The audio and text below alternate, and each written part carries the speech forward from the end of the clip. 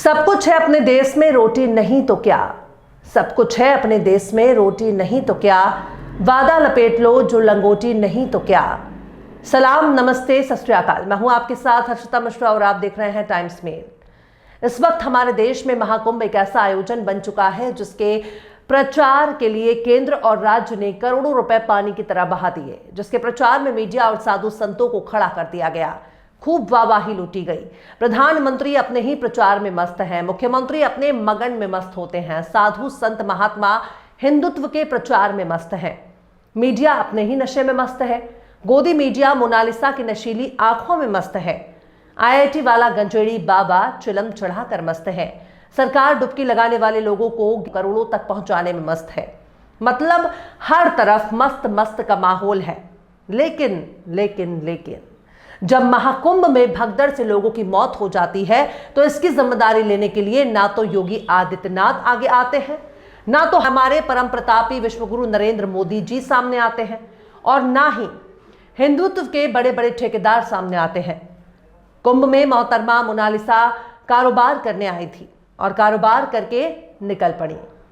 अब वो हीरोइन बन चुकी हैं। कुंभ में आने वाली जनता अकेली रह गई और मोनालिसा अपने घर लौट गई। बच गई वो भीड़ जो श्रद्धालुओं के तौर पर त्रिवेणी में डुबकी लगाने आई थी, लेकिन अपनों की जान गंवा बैठी। किसी का बेटा गायब है, किसी की बहन गायब है, किसी की मां गायब है, किसी का बाप लापता है।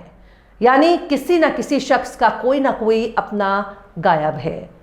भगदड़ में लोग एक दूसरे को कुचल देते हैं। किसी को मालूम नहीं है कि उनके पांव के नीचे कौन आने वाला था। किसी को मालूम नहीं है कि उनकी पांव के नीचे जो लोग कुचले जा रहे हैं, उन कुचले जाने वाले लोगों में उनकी गिनती कब आएगी। वर्दी वाले डंडा मारने में मस्त रहते हैं, वीआईपी अपने प्रचार में मस्त रहते हैं, योगी मोदी अपनी धुन में मस्त होते हैं। लेकिन जब लोगों की मौत होती है तब मोदी से लेकर योगी तक सब के सब सच को छुपाने में लग जाते हैं। लोगों की मौत की खबर को दबाने में लग जाते हैं। जो खबर बताते हैं उनको सत्ता और सिस्टम धमकाने में लगा हुआ है। पर योगी और मोदी में इतनी भी हिम्मत नहीं है कि वो इस घटना की जिम्मेदारी ले सकें। ऐसे डरपोक और कायर नेता पूरे देश में देखने को नहीं मिलेंगे। इनको खुले मंचों से नफरत फैलाने में शर्म नहीं आती, पर मौत के असल आंकड़े को जारी करने में बहुत शर्म आ रही है। वीआईपी और वीवीआईपी पास जारी करने में शर्म नहीं आती, वीआईपी घाट बनाने में शर्म नहीं आती, पर लाशों के आंकड़े जारी करने में बहुत शर्म आ रही है।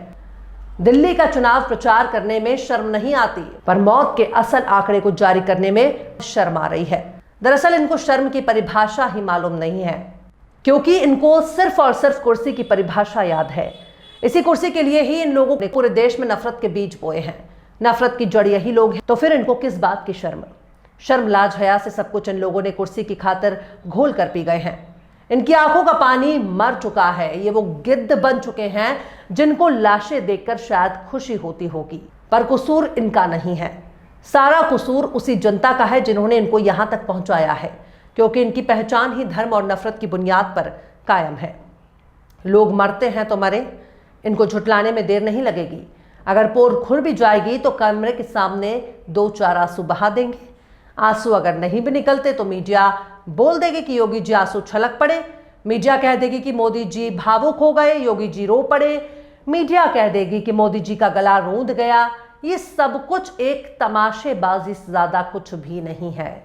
शंकराचार्य कह रहे हैं कि 6 जगहों पर भगदड़ हुई है, मीडिया कह रही है कि 2 जगहों पर भगदड़ हुई है। दर्जन भर ट्रैक्टर से भरकर कपड़े, जूते, चप्पल, जैकेट और सामान को उठाकर भगदड़ के सबूत मिटाए जा रहे हैं। न्यायिक आयोग आखिर कौन सा जांच करेगी? वीआईपी कल्चर शुरू करने वाले योगी और मोदी पर कौन सा एक्शन लेगी? क्या यह काम रुक जाएगा? सोशल मीडिया पर मस्जिदों का जिक्र किया जा रहा है, हज का जिक्र किया जा रहा है। यह भी कहा जा रहा है कि हज में कोई वीआईपी नहीं, मस्जिद में कोई वीआईपी नहीं। चाहे किसी देश का प्रधानमंत्री हो या राष्ट्रपति, चाहे कोई राजा हो, गरीब, सबको एक ही लाइन में खड़े रहना पड़ता है। पर अपने यहां कुंभ की बात ही छोड़ दीजिए, यहां तक कि मंदिरों में पैसे के दम पर दर्शन हो रहे हैं। पहले पैसा फेंको फिर दर्शन करो। अगर जेब में पैसा नहीं है तो साधारण लाइन में खड़े हो जाओ। भेड़ बकरियों से ज्यादा एक आम श्रद्धालु की कीमत नहीं। महाकुंभ में भगदड़ के वक्त साधु संतों और महंतों ने अपने अपने दरवाजे बंद कर लिए। बड़े बड़े आश्रमों ने अपने अपने दरवाजे बंद कर लिए। संगम क्षेत्र में डेरा जमा कर रहने वाले अखाड़ों ने आम जनता की कोई मदद नहीं की। नागा साधुओं ने कोई मदद नहीं की। वैसे भी नागा साधुओं के पास गाली देने के अलावा कुछ भी नहीं है। जनता को चिमटे से मारने के अलावा इनके पास कुछ भी नहीं है। वो सब के सब गायब हो गए।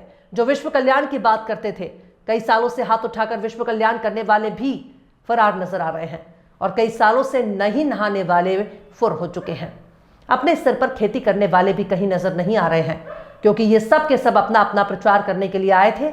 IIT वाला गंजेड़ी अभय भी कहीं नजर नहीं आ रहा, जो खुद को विष्णु का अवतार कहता था। सिर्फ वहां भगदड़ के निशान बाकी हैं, जिन्हें मिटाने की पुरजोर कोशिश हो रही है।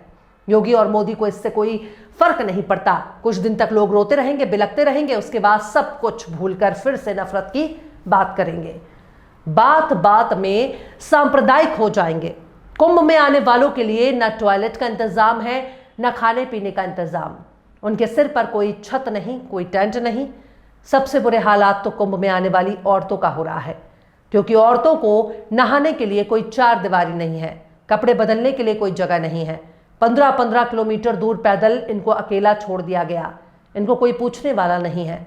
ऐसा पहली बार देखा जा रहा है कि आने वाले श्रद्धालुओं को अकेला छोड़ दिया गया।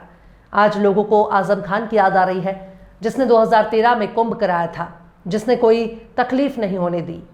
एक टोपी वाला टीका वालों से ज्यादा बेहतर साबित हुआ, पर जो धर्म के रथ पर सवार होकर आए वो पूरे हादसे को ही झुटलाने लगे, लोगों की मौत को अफवाह बताने लगे।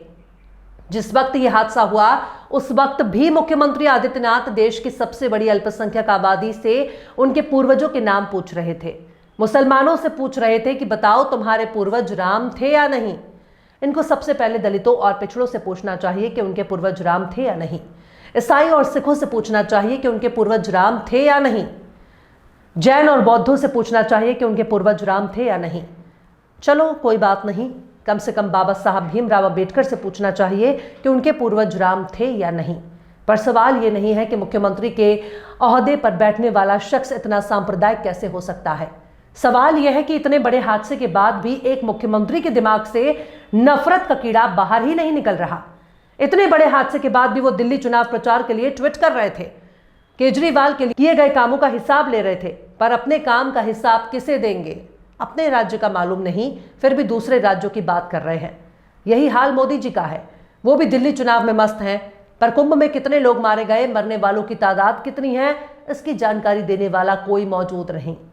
पर्ची निकालने वाले फरकट फरेबी भी इस घटना के बारे में कोई भविष्यवाणी नहीं कर पाता।